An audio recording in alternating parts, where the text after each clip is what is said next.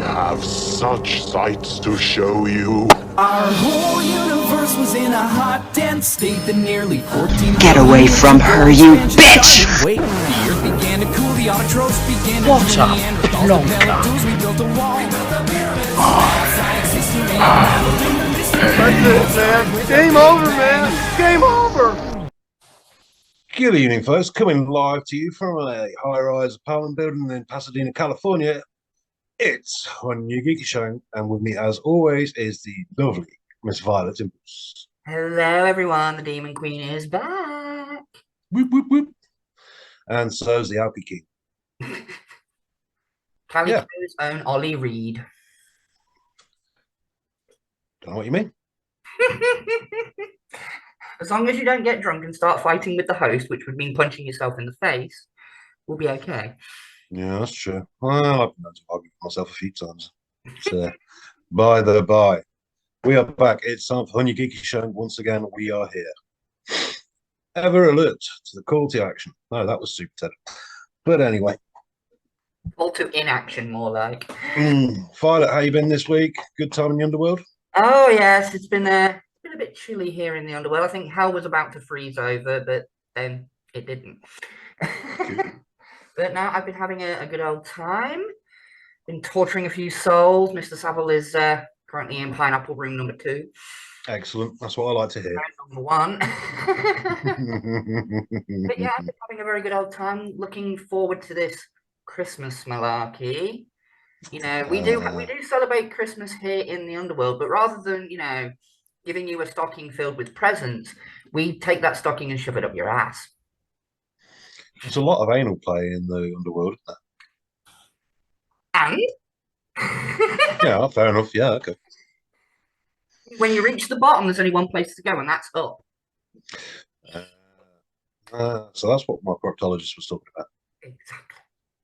Okay. Moving swiftly on. Yeah, she liked to drill as well. Started already. So before we start on this week's episode proper, we got to talk about a little trailer that dropped this week for Transformers Rise of the Beasts. Can we say excited or not? Seeing as it's coming off the back of Bumblebee, which I thought was a massive improvement over the previous few films. Agreed. I am quietly optimistic. Optimus Primely limited. Optimus Primely promiscuous, whatever. I'm not going to get that joke out. Granville. Yeah, I'm very optimistically looking forward to it, in all honesty. I mean, don't get me wrong, before we saw any trailers and we just saw pictures of what the beasts were going to look like, I was like, yeah, I don't know about this. But when you see the trailer and you see the transformations and the movements of them, it's like, yeah, these are not like, they're not just carbon copying like the transformations. There's a whole different movement system to it. And I'm very, very interested to see how it's going to play out. Yeah, I've got to say the same. I've never actually watched Beast Wars. I watched a bit of it. But, you know. You're pulling a Tony. Oh no, I'm doing a Tony. Sorry. JB's never seen. That's going to become a meme around here soon if you're not careful. It fucking is not. Long way to go before that happens, dear. I'll tell you that. Watch me. But yeah, I mean, it's got to be said, Prime's looking on point and very G1-ish. Oh, hell yes. Like I said, because it's coming off the back of Bumblebee, the designs are sort of carried over. So again, optimistic because it's like, this is what it should have been 10, 15 years ago when they were first rolling out. There. But, you know, when they were the first set of live action films were coming out, this is the designs we should have had. And yes, not stupid Bayformers. I have to say this. My girl, RC, finally done right in live action. Yes. Finally. It's about fucking time. Yeah, she was looking proper on point. It's got to be said. I saw that bit where she stands there and just goes, Yeah. "Oh yeah, yeah, I gotta see this." So yeah, And, quite and of course, optimistic. that voice, you know the one. You know the man. He's back. Mr. Cullen. Oh yes, yes. I hope this isn't his last. That's all I can say. And I hope they give Frank Welker a go as well. Oh yeah, I will say he's been really mistreated by the live action franchise. Like Yes, he has. he's been there for every single one, and he got kicked out of the first film for Hugo Weaving. And not to say that Hugo Weaving Mm. didn't do a good job, because he did, in my opinion. Oh yeah, Hugo Weaving's great, Good. but he's not Frank Welker. Yeah, he was a good Megatron, but he wasn't my Megatron. New. You know, Hashtag not my Megatron. and then, Triggered. and then to bring him in at Age of Extinction and make him Galvatron, which we've already talked about our distaste for that film on this channel. Mm. Just I wasn't keen, but I'm hoping that if Megatron's in this one, or even like the T-Rex Megatron, Mm. if Frank Welker is not voicing it, I'm gonna be disappointed. If Megatron is in this and he's not voiced by Frank the Legend Welker, nope, you get a downvote from me. You lose a star instantly for that. Excuse me, I Sounds have a like hair rain. in my mouth.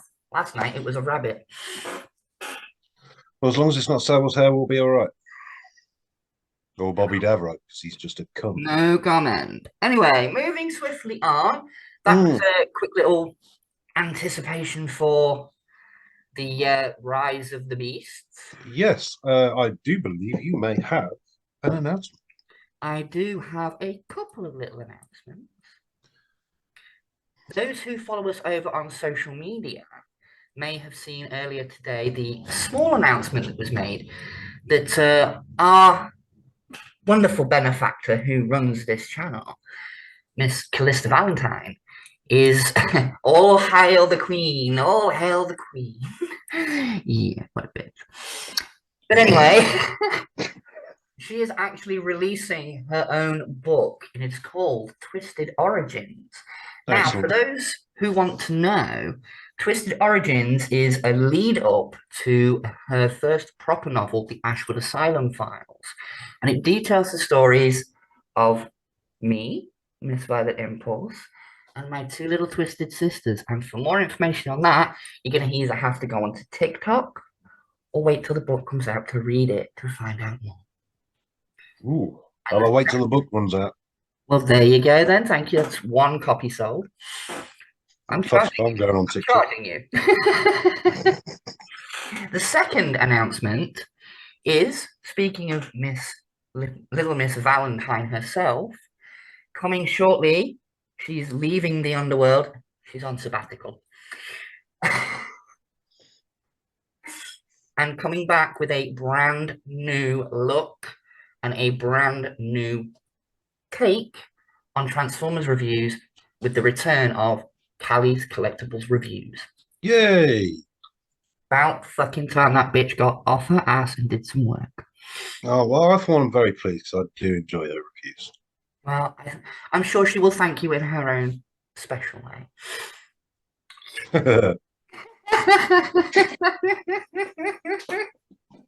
Oh, shit.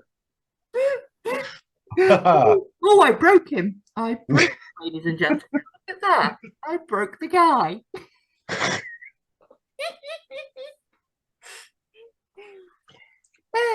Oh, laugh nearly brought me out Today's there. episode now, guy. We need to get on with today's episode. What is Yes, we have. today's wonderful topic? Well, today's wonderful topic is The Big Bang Theory. Oh, yes. What a wonderful sitcom. 12 seasons of pure comedy gold. Yes, indeed. From the minds of Chuck Lorre and Bill Brady, Yep. who also did a number of different things, most notably Two and a Half Men, which I thought was great. Some of it. Well, yeah, all right, some of it. Fuck's sake. It kind of went off the rails towards the end. Well, no, that was Charlie Sheen that went off the rails. Yeah, and the show went with him, unfortunately. But we're not here to talk about that. We're here to He talk was about... chopping too many rails. He took some off of a rail. Yeah, I know. Yeah. What are you doing all Fucking that tiger bad? blood. Never you mind. Yeah. I'm Was it good. white powder all over the place? Never fucking mind. Weather forecast, there's snow in the mountains. Oh yeah. What's his favorite? What's his favorite Black Sabbath song? Snowblind. Or Sweet Youth.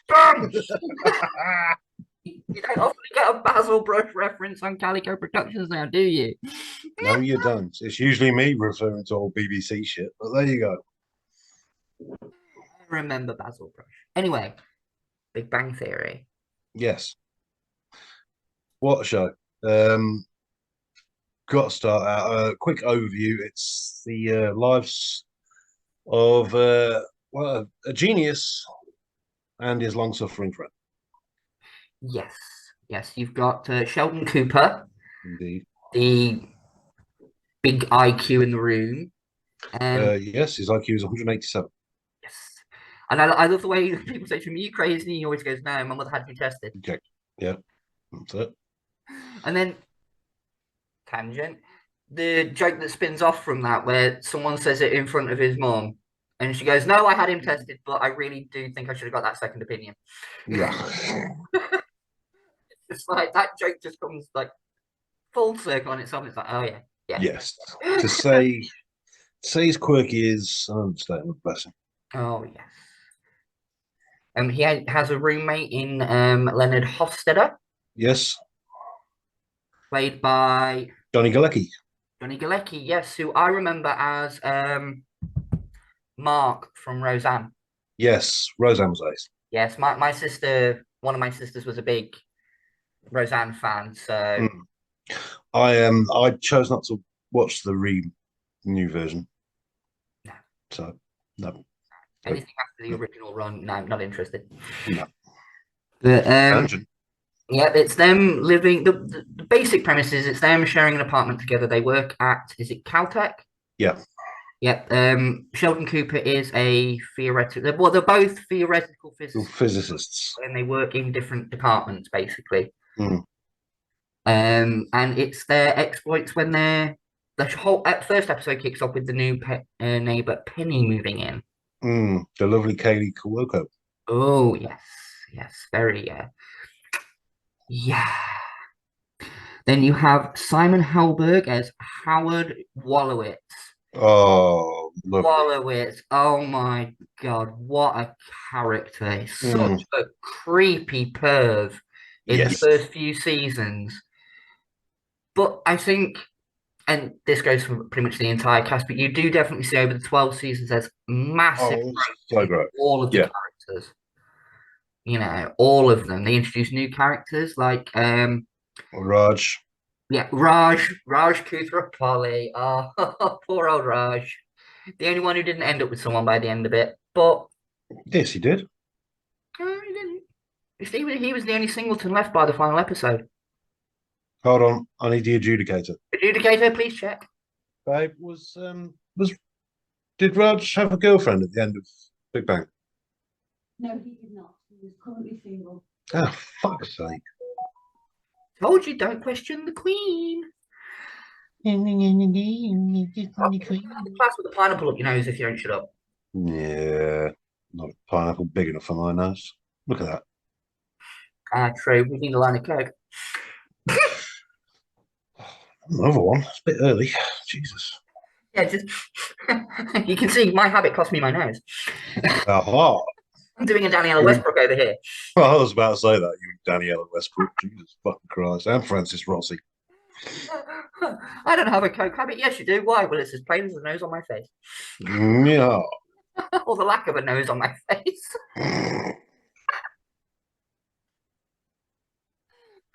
I'm sorry, ladies and gentlemen. We are experiencing mental difficulties. Please bear with us. Oh my God. No, I'm not. No, you'll get us banned. Yeah, I will. I Actually. drain it in, so do you. Anyway, Big Bang Theory. Raj was single. Characters that got introduced later on down the line include Mayim Balak. as Dr. Amy Farrah Fowler. always Yes. introduced herself as Dr. Amy Farrah Fowler. And I love the deadpan delivery of some of the jokes between her and Sheldon. Oh yeah. Just if you like deadpan humor, watch them two for half an hour. You'll be in stitches. Yeah, because again, she had a lot of growth and she was very straight laced and Yeah, yeah, very socially awkward when she was introduced. yeah. But by the end, oh bless her, she got it. Oh yeah, definitely, definitely. Also introduced later on. Well, introduced twice because she was in one episode where she went Yep. on a date with Howard, then was gone for like their whole relationship until they broke up, Mm, and then showed back up again later on, and they ended up together permanently. So it was kind of a double introduction. This character with this one, mm. and that is Melissa Melissa Roth. Raunch as Bernadette Rostenkowski Wallowitz. Fuck, that's Yes. mouthful, and I haven't said that in a long time. Mm-hmm. She says coyly. Unless Ron Jeremy's down there as well. Yes, and a constant appearing character, sometimes main, sometimes not really, which is just always kind of there, is comic book shop owner Oh, Stuart Bloom. I like Stuart. I got a lot of time for Stuart. He's awesome. Yeah, yeah. He's such a mooch. He really is. See, I remembered him more from being in Ugly Betty season one when I first watched Big Bang I Theory. I was like, that's the guy oh from Ugly shit. Betty.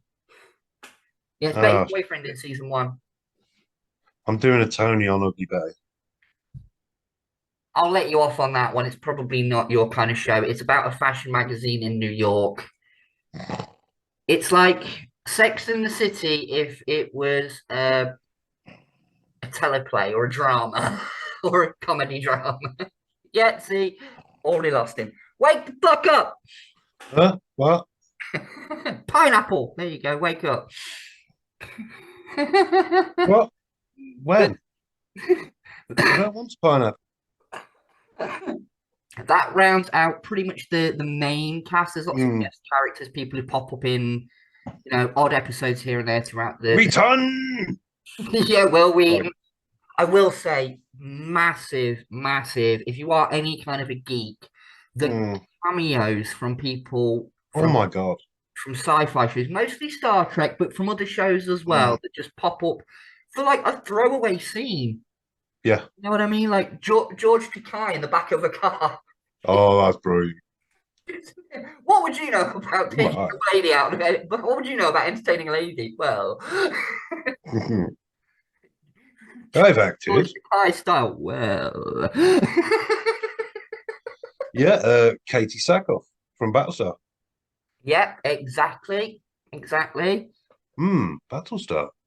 That could be a good idea for an episode. Hint, hint. Possibly, I have a minion somewhere in the underworld that is a big Battlestar fan. I could suppose I could unchain him for an evening. We'll see. Leave it with us. Anyway, where was I?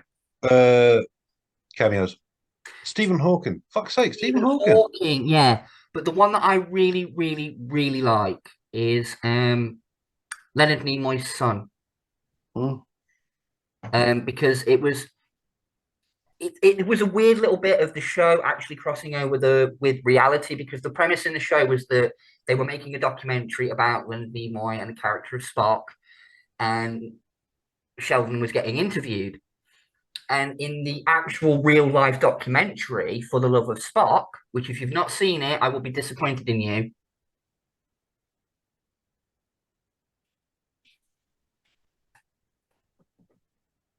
Really? You know what you're watching when you get off of here, then, don't you? Pineapple Express. Fucking hell. You got me with that one. You fucking got me with that one. I like that.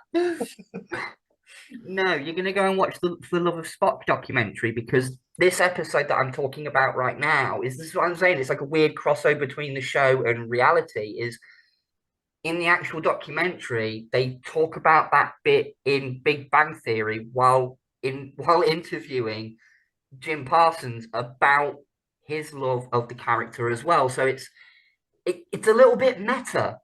Mm. Him being interviewed as the actor about playing the part of Sheldon and why they both love Spock. But seriously, if you've not watched that documentary, I mean, I'm not a massive Star Trek fan, but I am a Leonard Nimoy fan. What's it on? Netflix, or at least it was. I don't know if it's on there currently. You'll have to check that out yourself. But Okay. it's really, really good. It's basically about Leonard Nimoy's life and how Spock and him became almost inseparable between the two. Mm. It's very, very good. Oh, cool. Tangent over. Yes. Right. Who else has been on? Stanley. Stanley was great on it. Yeah. And Carrie Fisher and James Earl Jones were both. Oh, yeah, when he brilliant. played pranks on her. Yeah. Right at the end of the episode, plays that prank on her.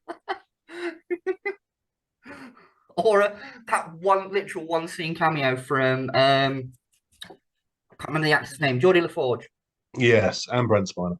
Yeah, that one scene cameo is like opens the door. It's like, yeah, I've got to stop responding to parties from Twitter. Just leaves. It's like blink and you miss it cameos, and I love that. I love that about the show. Brilliant. Even the voiceover from Leonard Nimoy when the Sheldon talking about playing the Spock. Oh, yeah. Yeah, because he didn't actually appear in it, but he did voiceover. So yeah. That was shortly before his death, I do believe, though. Yeah, I think it was. Yeah. First, Leonard. Leonard Nimoy. Leonard Nimoy. Live long and procreate. I mean, prosper. Live long and prostate, yes. What about the ass with you, isn't it? What can I say? I am a constant pain in them. Yeah, I get that. Mm. Right. Any kind of standout episodes for you, Guy? Oh, that the very last one was so sort of heartfelt.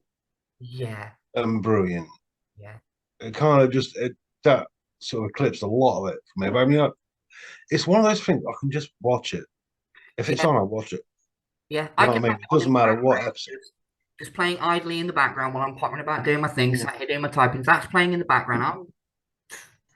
I'm happy. I mean, my daughter loves it, so she keeps putting it on. Yeah, so. I introduced my daughter to it, and she was like, "Oh, I don't know if I'm going to like this." I was like, "Trust me, Cass.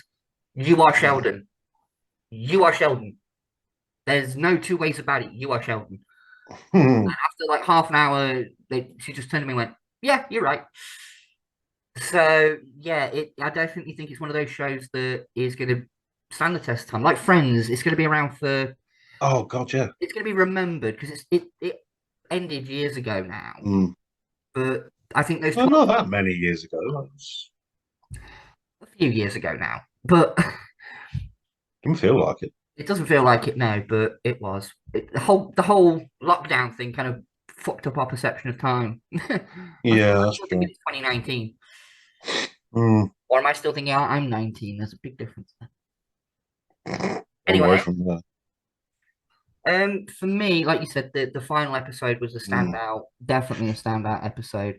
Oh, all the geek commentary as well. Oh yeah, especially things like Star Wars and that little digs and piss takes. Oh yeah, and then when they're going on about the one that always pops up in my mind is Sheldon and Amy in the computer shop trying to decide between a PS4 and an Xbox One. And they're literally like there all day. They're sat on the floor, they've got the games around them, they've got the consoles around them, and they're like reading the specs between the two. And just, yeah, there are people in the world that behave like that. Yeah. I'm one of them. I will not buy a console on day of release. I wait until they're all out, and then I make an informed fucking decision. Because if I'm spending my money on a lump of plastic that's going to entertain me for a few hours, it better not be a battery operated. I can fucking tell you that much. Any pluggable into the mains for you? Fucking lights keep dimming over Windsor. Oh, fucking hell, makes the street lamps are going on. Fuck's sake. The lights start to flicker. I'm having a good time. Yeah. It was there going, Callie, will you come already so we can fucking see where we're going? Anyway, Sorry. I think round about now we should start wrapping this up. I mean, we're not going to do like a massive season thing like we've done recently with other shows because 12 seasons. Fuck that. I'm sorry. Yeah. We'd be here all night. Just do yourself a favour, folks. Watch it.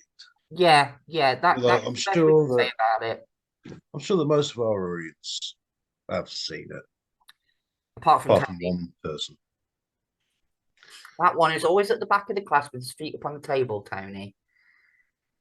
One of these days, I've got With your dunce cap on. your name carved into it. I'm watching you. And I've got a dunce cap. You'll get double-ended. A cap and a pineapple. Anyway. Yes. I have to say, go and check out The Big Bang Theory if you've not watched it, or if you've seen bits and like what you saw, you'll love the whole thing. Yeah, it's on Netflix. So just the one thing I will point out at the start, go. Towards the end of it, there are some seasons that are shorter than others. I think one is it season. That's only because of the writer's strike. Yeah, I think season 8 is like 13 episodes or something like that. Yeah, but it's just the writer's strike, which shit happens, isn't it? Shit does happen. That's why we got Quantum of Solace, and it would make fucking sense. Exactly. But yeah, I think that's it. Do you want to lead us out tonight then, Guy? Yes, I will lead us out on the trail, back to normality. Back to Neverland. Fucking Neverland, I wouldn't say that much. As long as it's not the Neverland Ranch, we'll be fine. Dude. Kids will do anything for Dairy Lee. Well, at least that's what Jackson tells me. Oh, or a finger. He's down here too, by the way. MJ, he's down here too. Yeah, good. Occasionally you hear if you hear from one of the torture rooms, someone go, you know who it is. Oh, we know MJ. Fucking know. Anyway, that'll be it for us. We'll be back next week with more usual goings on and pineapples and all sorts of shit.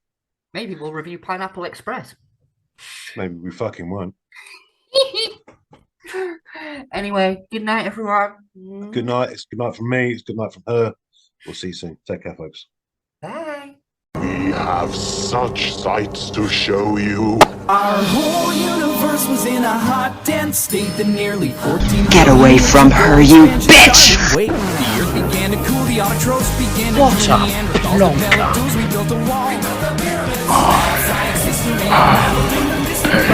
man. Game over, man. Game over.